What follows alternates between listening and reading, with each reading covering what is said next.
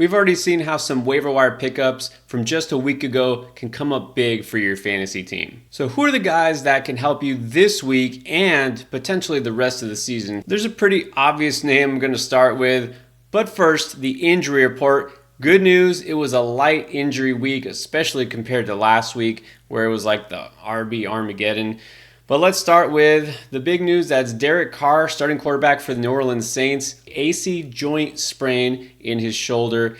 That's a problem, but the good news is it's not anything that is season ending or should be a significant long-term injury. But the fact remains that next week very much in question. Now there's not a hard timetable for his return, so we could see Jameis Winston. That's right, famous Jameis is back. Could see him starting for at least a game, maybe more. Carr was kind of a borderline starter for a lot of fantasy leagues, not someone who's necessarily drafted everywhere. But look, if you were rolling out Carr, or especially if you're in a Superflex or 2 QB format, you might want to consider Jameis Winston as his replacement because we know he's got the arm. He's been in this system for a little while. He knows it, and he's got great receivers to throw to. And if you're just looking for a streamer for next week because that's how you roll, I mean, he does have that revenge game against Tampa Bay coming up. The other big one here was Mike Williams. After having a big game himself, he left with a knee injury, and this one looked bad because he was carted off, and of course, knee is always bad news. The latest is he's going to have an MRI on Monday. Hopefully, it's nothing serious, but as of right now, that's all we know. You might logically think, well, the next man up, that rookie that they drafted in the first round, Quentin Johnson. It's time for him to step up if Mike Williams does need to be replaced. But I don't think so. Look, Johnson has only got 5 catches for 26 yards in 3 games. And those 3 games the Chargers have played have all been shootouts. They are throwing the ball a ton, putting up a lot of yardage. Johnson's just not involved. But I have another guy in mind I'll get to in a minute. And then in Baltimore, for the second year in a row, they just can't keep a running back healthy on the field.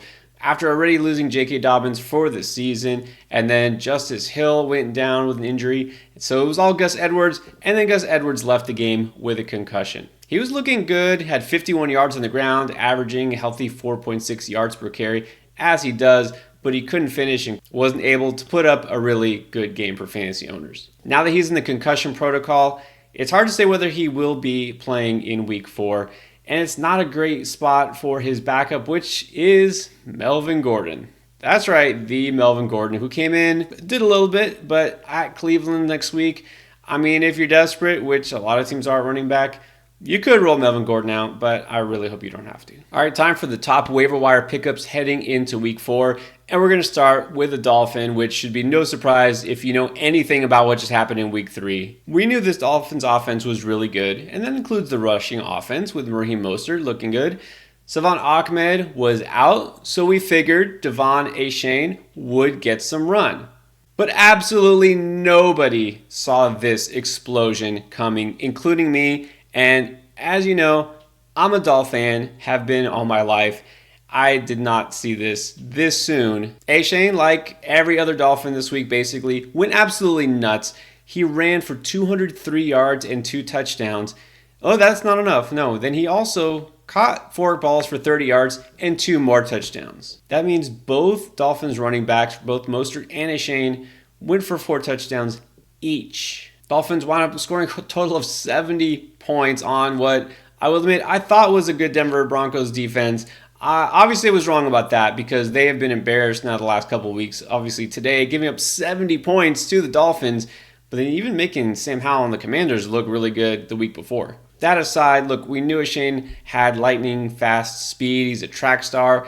You know, he, like a lot of the Dolphins, have that breakaway ability, but he showed it over and over and over again, and it didn't look like he was even trying. It's like he was just kind of like jogging well past all the defenders. It might be the most obvious statement of the week, maybe the season, on this waiver wire video for me to say, throw all your fab to try to get him. Also, a word of caution, unlike Jerome Ford last week, who you know is going to be the replacement for Nick Chubb and get all the run pretty much. Yeah, we're not worried about Kareem Hunt. Jerome Ford's going to be the guy. Achane is still going to have to split time with Raheem Mostert. So if you look, the fact that they did go pretty much 50-50 on carries and snaps. He will have some games similar to this. I'm going to say like this, but he will have, of course, more huge games. he'll also have some down games where the running game just isn't as involved. As long as you keep your expectations somewhat realistic, I'd say yes, it's definitely worth trying to grab Achane. If nothing else, don't let anybody else get him first. And I also have to say, you remember back in the offseason when everyone was saying the Dolphins need to go after Dalvin Cook, or now, they need to trade for Jonathan Taylor? Maybe they're good. I think they're good. All right, not to keep you waiting on the whole Chargers receiver thing, Mike Williams could be out if that knee issue turns out to be serious. Well, Josh Palmer is the receiver I'm going to look at. Well, you know that Josh Palmer was ahead of Quentin Johnston on the depth chart to start the season. QJ just needs a little more seasoning. Very young receiver, but also not as polished of a route runner as some of the other rookies coming in, like a Jordan Addison, let's say, or even a Jaden Reed. And so Johnston will be used as a field stretcher, but Palmer's the guy who really benefits. And we saw last year when both Williams and Keenan Allen took turns being hurt, Palmer did put up some fantasy relevant numbers. And just in this game, although Williams did miss the end of this game, he was out there for a lot of it, Palmer went for 66 yards and a touchdown on a very acrobatic play, if you saw that. Very impressive touchdown. Now, Palmer is not the best real-life receiver. In fact, his PFF grade coming into this game was really low. But that doesn't matter. He's on the Chargers. He's got Justin Herbert at quarterback. He might get an uptick in targets. This team is going to have to keep passing because, frankly, they don't have a running game without Austin Eckler. We've seen it now 2 weeks in a row. Josh Kelly is not it. I won't go so far as to say that Palmer's a must-start next week if Williams is out, but I will say they're going to be at home facing the Raiders, so it's a pretty good spot. If you need a Williams replacement, I wouldn't mind putting him in there. And now, for the first time, I'm going to mention a Carolina Panthers receiver. But it may not be the one that you think. If you look at the box score, what jumps out is Adam Thielen, flashing back and having himself a huge game. 11 catches, 145 yards, and a touchdown. We know Thielen's name, we know his game, and obviously Andy Dalton, who is now replacing Bryce Young, at least this week, maybe next week too, seemed to be his favorite target.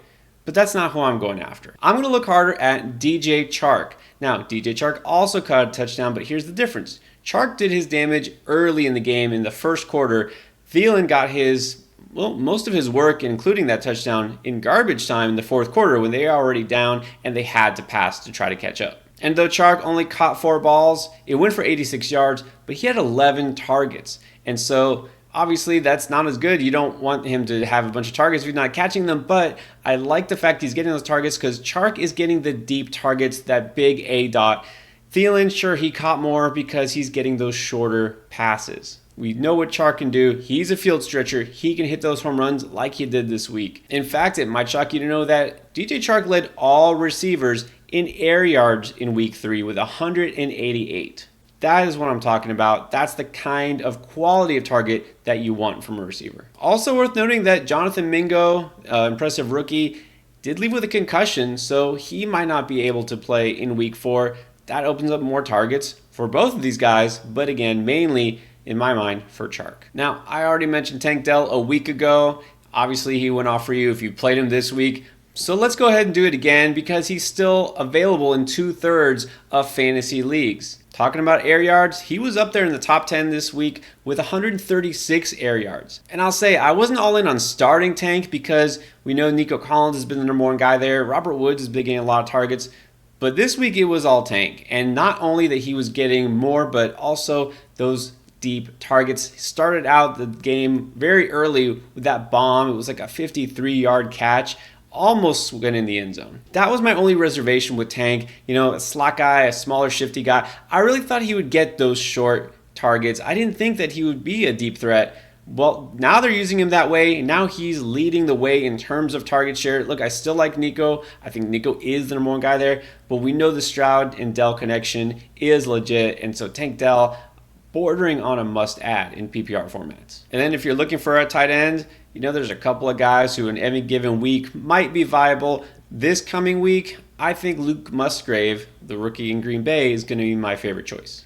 Now, for the second straight week, we saw a deep, what could have and should have been a touchdown, overthrown by Jordan Love. Musgrave was wide open down the middle of the field, nobody in front of him, and he just couldn't reach it because Love aired it out. Maybe they'll connect on that deep ball one game, but even besides that, you got to like that Musgrave got 8 targets, caught 6 of them. Christian Watson, Who knows when this guy's ever going to play, but I don't think it really matters because Jordan Love has looked good. Look, he was rough early. I thought New Orleans Saints defense is legit, especially their pass defense, and yet the second half he showed exactly what you would want if you're a Packers fan or if you have Jordan Love in fantasy, especially Dynasty. He made the comeback, he made some great throws, beat that defense, and he spread it around. So even without Watson there and without Aaron Jones to really have any sort of running game, they couldn't even get a running game going, and yet Love found a way to get it done. Musgrave is definitely one of the critical parts of this passing game, but the main reason I like him in week 4 is the matchup. Going against Detroit, this is the Thursday night game. But look, Detroit's still one of the worst against the tight end. In fact, other than the Eagles, who are playing Monday night, Detroit has given up the most fantasy points to tight ends. All right, and now I feel like we almost need a whole separate segment for this each week. It's handcuff time. That's right, the backup running backs who have become fantasy relevant or could if the worst happens, which it seems to keep happening. Let's start with Matt Breida in New York. It looks like he'll be the starter once again. Saquon Barkley now, I don't know if I can say confirmed, but it's definitely looking like a high ankle sprain. Very doubtful he's going to be going anytime soon, especially this week. So Matt Breida gets more run.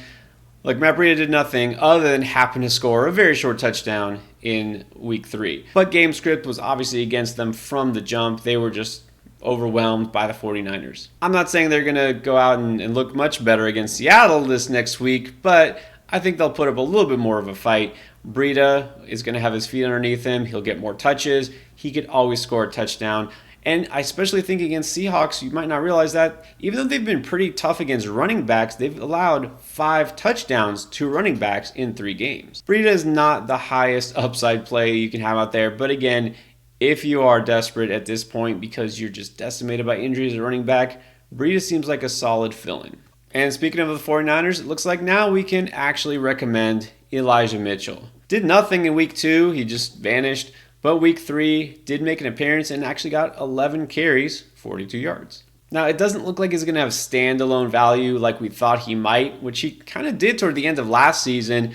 CMC's just getting too much run. Still don't believe Shanahan saying that they're going to, ease off on McCaffrey's workload.